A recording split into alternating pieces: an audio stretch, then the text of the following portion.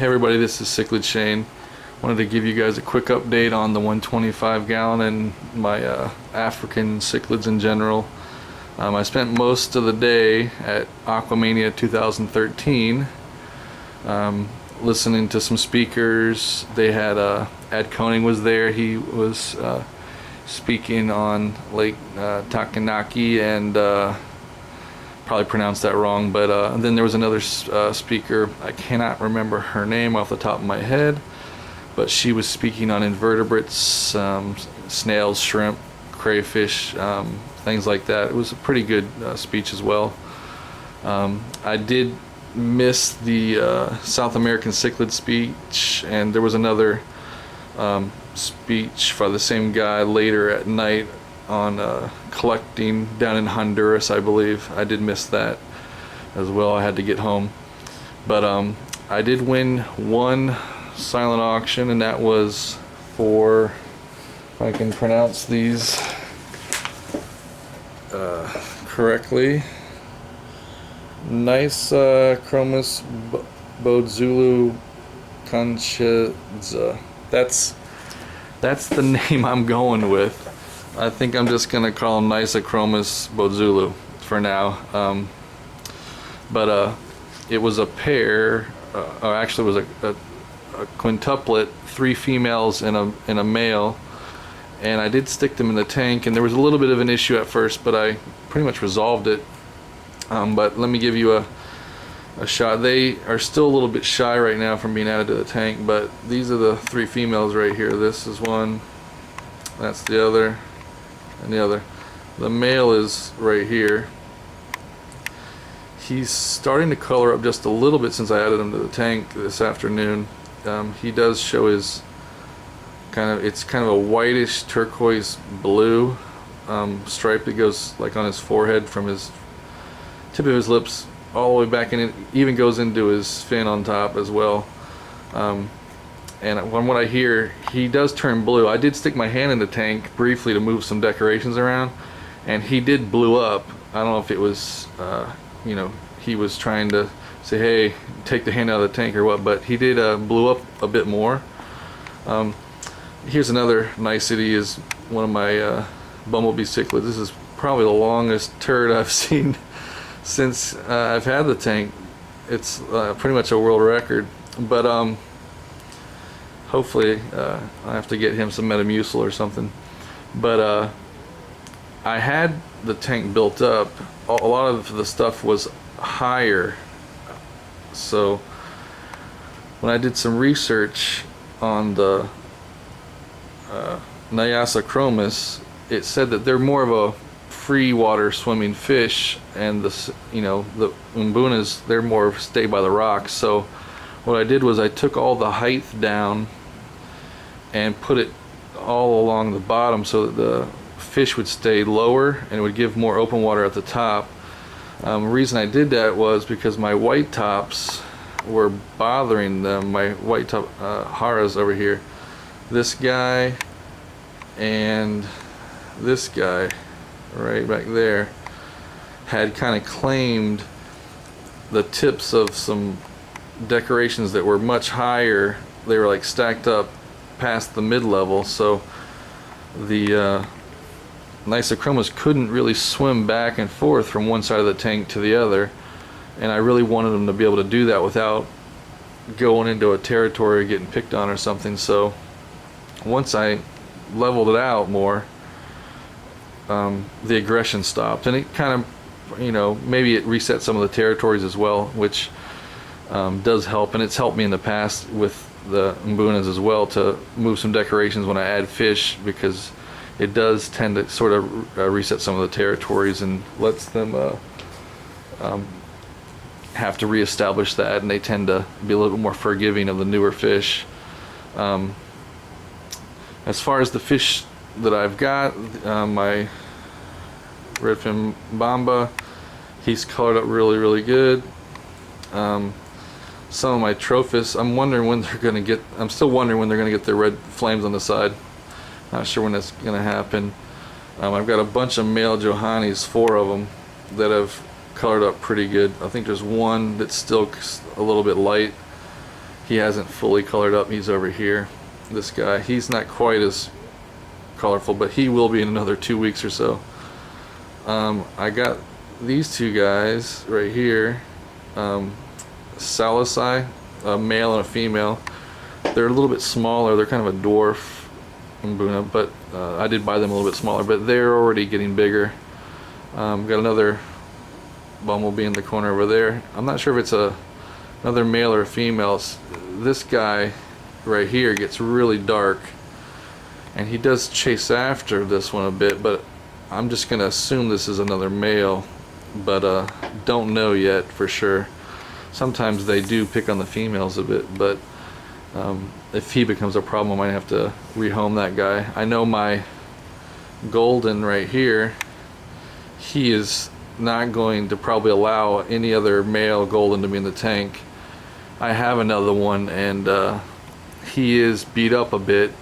I tried to kind of quarantine him, but it looked like having him in quarantine was stressing him out worse. Here he is. He's over here. He's got a lot of his fins got nipped by the other male, but now he's, you know, trying to take a territory, this little corner over here. But once the other male comes around, he will retreat to the back and hide. But yeah, his fins are growing back a little bit, so he might have, you know, come to some type of an agreement where, hey, I'm gonna have this little spot, you have that spot. But he definitely runs and hides when he sees them. What else? Oh, here's one of the female Johannes right here that, at least so far, I'm gonna assume it's a female because it is turning yellow. And I have another one that I bought. It was already yellow. I'm back here.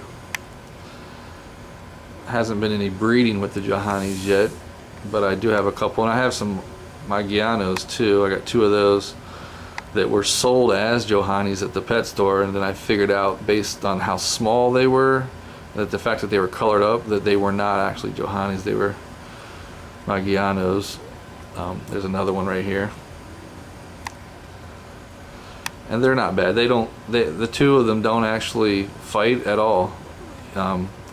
These guys actually, if they go after anybody, usually it's a different fish in the tank. Let's see what else. My male Kenyes right here. He is really feisty. He is trying to mate and clear a little territory, because I'm pretty sure I've got two females. I know at least one of them is a female. Let's see. This is one of the smaller ones. I think this is a female, but not 100% sure. But this one definitely is a female, and he chases her around, but I don't know if she's just not ready yet or what. But she hasn't been able to spawn with him, but he does try. What else?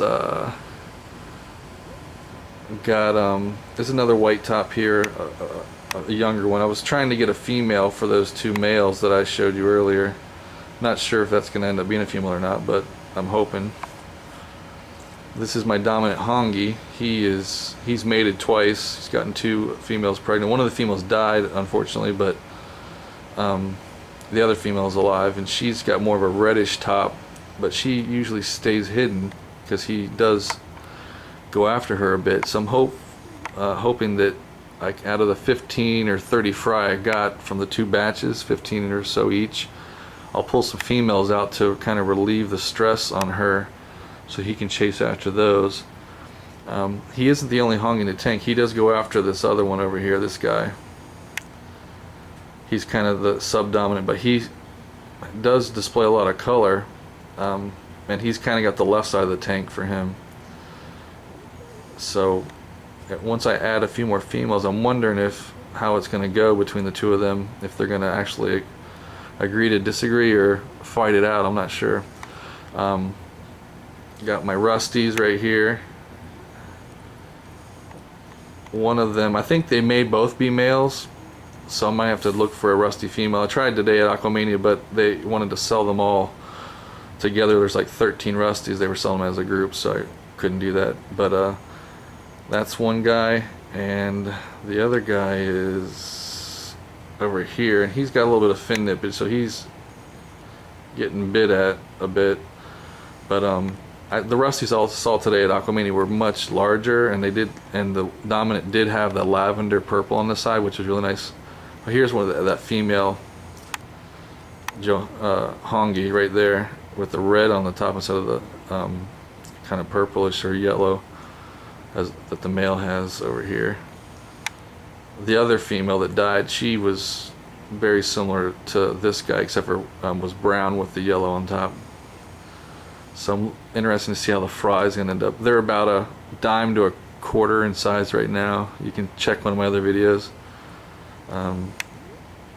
Have some golden fry from, not from that female, there's another female in there that I got them from. No, actually it was this one. This was the female who had about 27 fry. And that female has been fighting quite a bit with this female for some reason. Once I put her back in the tank, the two females were kind of determining who was boss, but they appear to kind of stick to one side or the other now. See if it escalates any further. The other fish are pretty much the normal, electric labs and some red zebras. I did get a batch of fry from each. I'm hoping that they're not hybridized, but you can't really be sure until they get a little bit bigger. Like I said, I know I have a male and a female yellowtail ACI. I've seen the male trying to spawn with the female several times, but I don't see anybody holding yet. And now that I've got everything lowered as far as the rocks and such, the new guys, the Nyasochromis, are doing much better. They're not getting kind of chased out of anywhere anymore, so I think that'll work until I can get the other 125 up and going, which I think is going to take me about a month or less, depending on how quickly I can build a stand for it. But other than that, I did get a little bit of swag from the 2013 Aquamania. I got a shirt, some stickers and stuff like that, and I'm looking forward to going to the marketplace tomorrow to see if I can get a few more fish. I'm gonna stick some peacocks in here or some other haps, just males only if I can possibly buy them like that, just temporarily until I can get the other tank up and going. But I'll give you a quick little tour of what I've got going on. As you know, I've got the little Phrygium going down here with some plants, a light that goes 24/7, and there's ghost shrimp in there. Got a little 10-gallon here with all the golden, red zebra, and electric yellow fry in there. They're all about the size of, I don't know, a piece of rice. They're pretty small right now. And then let me go in here to the future fish room area where I've got 155 up and running, and this is where I've got the larger fry going in here. And you can see here, this is the first batch. They're the larger ones. It'll focus on them. Yeah, so they're looking pretty good. And then there's a smaller batch that are about the size of a dime, and they're kind of hiding over in here. Yeah, there's these guys. They're a little bit smaller, not much, but they're close enough that I can put them in here together. So, and there's a couple other guys that they color up pretty good, like this guy. If I can get them to focus, they'll put up those stripes. So they're already showing some, hey, I'm the dominant guy in this little group, which is pretty cool. It could be a dominant female, who knows. But over here, if I can show you some stuff, I've got a towel and some tubs on this stuff. Move this stuff out of the way. But this is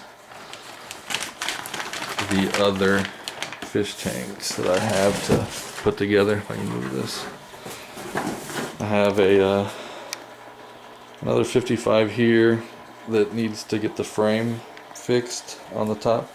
And this is my other 125 that is in good condition except for the braces on top. When I bought it, they were broke, but I couldn't complain for getting it for like 60 bucks. And I got both of those two for 80 bucks, so that's a really good deal. So I'm gonna order a top frame from, I think it's All Glass Cages, for about 45 bucks. I can get two frames that slide together to equal a 6-foot top frame, and they explained to me how to do it, so I'll be ordering that and hopefully I'll get it in soon. This right here, this 55 gallon with the stand, I found on Craigslist just last week, and I got it for 40 or 60, can't remember. That's for the metal stand and the tank with lights and stuff, so you can't beat that. You know, that's probably going to be $150, $200 setup to get that, you know. So so that's where I'm at right now. I plan on putting some fish tanks down here along this way, either as a refrigium for this tank, and also maybe a like a 10-gallon to hold some baby fry in there as well. This is going to be my grow out. I think what I'm going to do with this is that this 125 is going to be my Peacock Hap tank, and this 55 here is going to go underneath it as a refrigium slash kind of like a safe area in case I run into some issues with any of the fish. I need to isolate them. I could probably stick them down in there, but that's the gist of what I got going on here. If you guys have any questions or comments, let me know. And if you're watching this from the Hilton up in Gaithersburg, I will hopefully be there tomorrow. My daughter's birthday is tomorrow, so I need to get up there, get some fish, and get back as soon as possible so I can hit that at 4 p.m. So I will see you guys there. If not, you know, shoot a like or subscribe out to the channel and give me some constructive criticism, and I will definitely try to improve the videos and shoot some videos on other aspects of African cichlids as I learn them and as I do some research. Everyone have a good evening. This is Cichlid Shane. Bye.